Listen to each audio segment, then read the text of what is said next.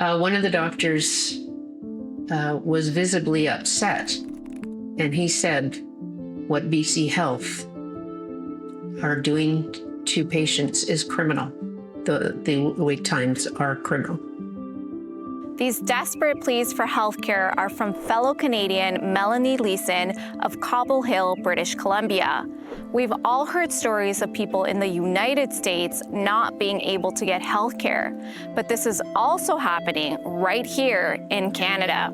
Melanie is a veteran who gave 18 years of her life in service to Canada, but now she is being left behind by Canada's healthcare system. During the different scans and tests that I had, I was, just having conversations with health professionals. And during this period, I had 4 doctors tell me that I would have better options and perhaps better care definitely faster care if I was to get out of country. And some suggested, some places that I could go that I may be better served by the health system.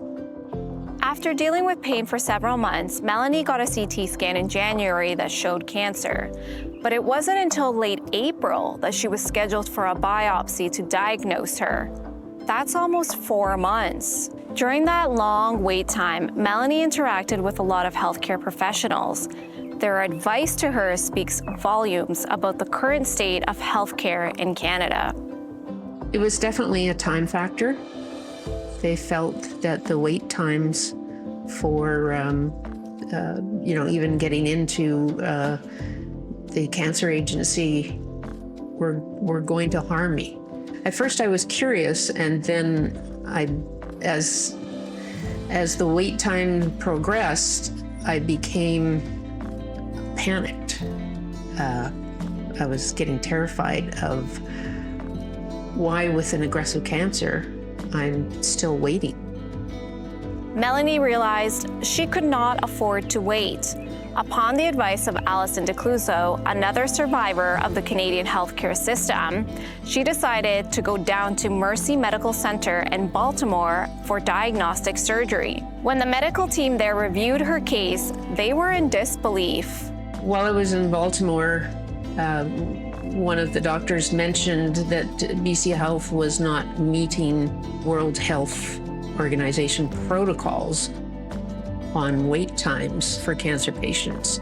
They were quite appalled to see the fact that I was still untreated 3 months after discovering that there was a serious cancer or an aggressive cancer. One of the doctors was visibly upset, and he said, "What BC Health are doing to patients is criminal. The wait times are criminal." The diagnostic surgery cost Melanie $13,000, not including airfare and hotel. BC Health has refused to reimburse Melanie for any of it, even though as a taxpayer, Melanie has a right to timely health care. Post-surgery, Melanie was advised by her Baltimore team to get chemo right away upon returning to Canada.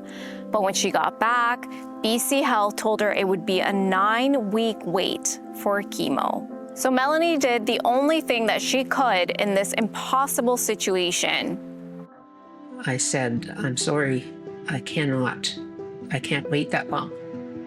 And so then the director of oncology contacted me and said we can move it up to probably 3 weeks,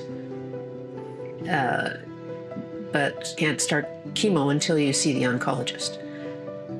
And I pretty much begged for chemo. I explained my situation and said it has been 4 months since I've been diagnosed and I have had no treatment. And this is an aggressive cancer, and I'm just flipping out right now because I need help. I felt like dealing with BC Health was slowly killing me. Melanie considers herself lucky to have been warned by the honest doctors that told her the wait times in Canada would likely harm her. More doctors in Canada should be honest with patients if their lives will be put at risk due to long wait times. The doctors Melanie spoke with put her on the course to seeking alternatives. My life expectancy after something like Dr. Sardi's operation will be 5 years plus. That's the record that he has. If I wait in and just take what BC Health has to offer me, I'm afraid I'll be lucky if I get 2 years. But getting better health care outside of Canada comes with a cost. Melanie and her husband are currently trying to raise the $200,000 required for the surgery. It's turned their lives upside down. They're turning to friends, family, and the community to help out and have started a GoFundMe. We'll include the link below.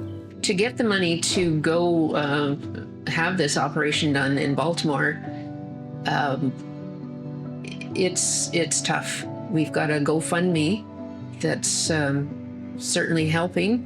A lot of friends and relatives have given us cash, which I'm forever grateful for. And my husband and I had retirement savings, and we're going to completely devastate any money that we have in the bank. Probably the reality is that one or both of us are going back to work.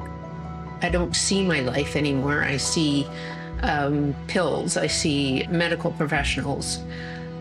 I'm not out with my camera, one, because I don't have the strength. I'm afraid I'm going to drop it or fall over, because I've done that a few times. So far, it's been devastating. It's not anything that I ever felt that I was going to have to deal with.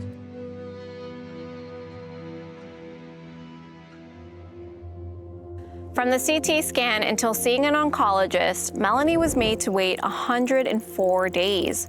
By contrast, the recommended wait time from diagnosis to oncology is 43 days. With cancer, every single day counts. This kind of care is not humane, and it's certainly not compassion. It's obvious Canada needs major health reform to improve our public system.